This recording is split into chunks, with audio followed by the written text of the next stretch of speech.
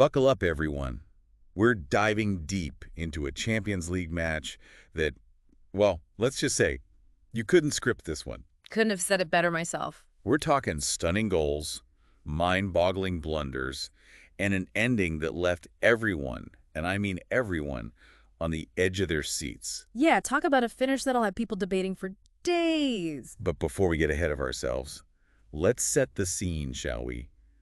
RB Leipzig, facing a club record losing streak, absolutely needing a win to keep their Champions League hopes alive. Desperate times, desperate measures, as they say. And across from them, Aston Villa looking to snap a 4-match losing streak on the road. So right off the bat, you could feel the tension, the pressure. Absolutely palpable. You could cut it with a knife. Now tell me, when you have a team like Leipzig struggling like they were, does that pressure, that weight of expectation, does it affect them on the pitch? Oh, without a doubt. You know, when a team's in a slump like that, it can be crippling. Every decision, every pass, you second-guess yourself. Right, that makes total sense. And it can lead to, well, hesitation, self-doubt, the kind of things that can really snowball on the field. Yeah, like a negative feedback loop almost. And on the flip side, for a team like Villa looking to break that losing streak, that must fuel them, Brad. Absolutely. You know, a sense of urgency, determination. They're hungry for a win. Exactly. And that hunger, that desire, it can really make a difference on the pitch. So, both teams with a lot to prove, a lot riding on this match, and it didn't take long for the drama to unfold, did it? I mean, we're talking less than a minute in. Leipzig's Benjamin Juszko has a golden opportunity to put his team ahead. Textbook chance. Textbook chance, and he misses. Yeah, well, completely misses the target. I mean, you could almost hear the collective groan from the Leipzig supporters. talk about a deflating start. It was almost symbolic, wouldn't you say, I think so, yeah. of their struggles this season.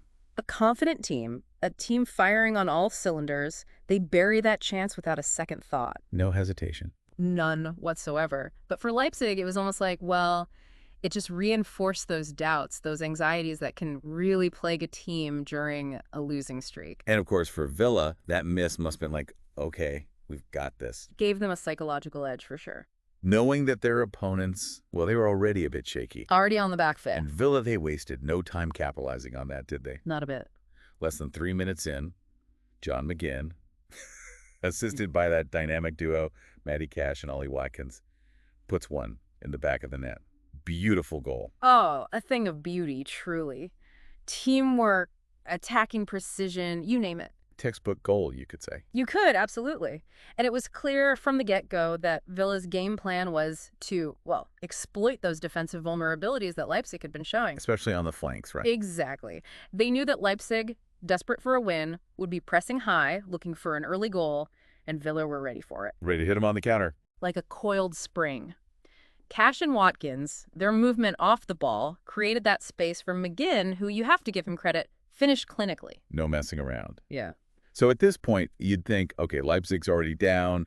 They're reeling. Villa's cruising to an easy victory. Hey, you'd think so, wouldn't you? But then the unexpected happens. Emiliano Martinez, Villa's goalkeeper, usually so reliable, makes a howler. Oh, a shocker. I mean, a gift-wrapped chance for Loïs Openda to score, and he doesn't miss this time. Scores, and just like that, we're level. What's going through your mind when you see a mistake like that at this level of play? Well, you know, goalkeeper errors, especially in the Champions League, they're like gold dust. They can completely shift the momentum of a match. And what's fascinating here is that Martinez's blunder, it seemed to almost reinvigorate Leipzig. Right, gave them that lifeline. Exactly, they had something to fight for again. And crucially, I think it sowed a seed of doubt in Villa's minds. Just a little bit, but enough. And speaking of changing the game, let's talk about Jhon Durán. Comes on as a substitute for Villa, and bam, 7 minutes later scores a phenomenal goal. Not just any goal either. No. This was a screamer. A screamer from distance. The Leipzig keeper had absolutely no chance. Talk about an impact substitute. It was, and it really speaks to the tactical awareness of Villa's manager, Unai Emery.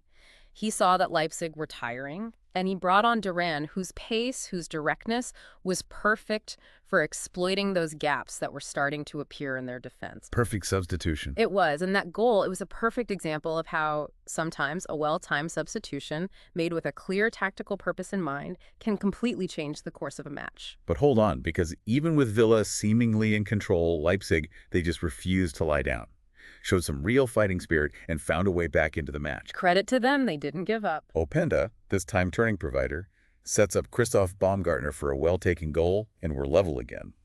This match, I swear, was a roller coaster of emotions. It was. But while it showed Leipzig's resilience, it also highlighted a bit of a tactical flaw in their approach, I'd say. So, focused on attacking, they left themselves vulnerable at the back. A bit too gung-ho, maybe. Perhaps. And then came the moment that could have rewritten the entire script of this match.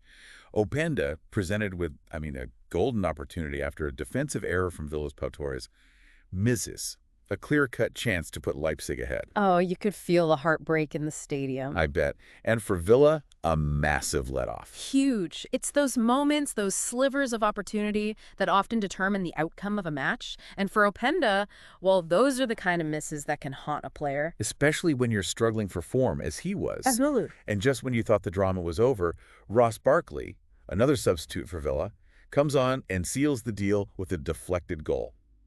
Bit of luck involved for sure, but a win's a win. It is. And that goal, it was the definition of game management.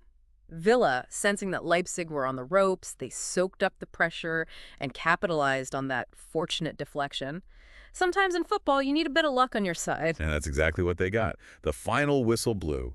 Villa, despite not playing their best football, walk away with 3 crucial points, moving them up to 3rd in their group. A massive result for them. But for Leipzig, it's a 6th straight Champions League loss.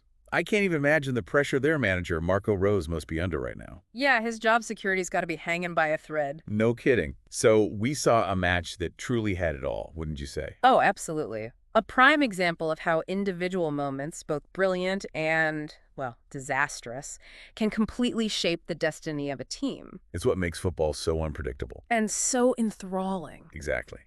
Makes you wonder, though, what if Pendaad had converted that late chance? Would Leipzig be celebrating tonight? Would Rose's job be safe? Fascinating to think about, isn't it? It really is. Those what-ifs, those sliding door moments, that's what makes sports so captivating. Yeah. Anyway, that's all the time we have for today's deep dive, but we'll be back soon to dissect another thrilling match. Until then, keep the conversation going. Always.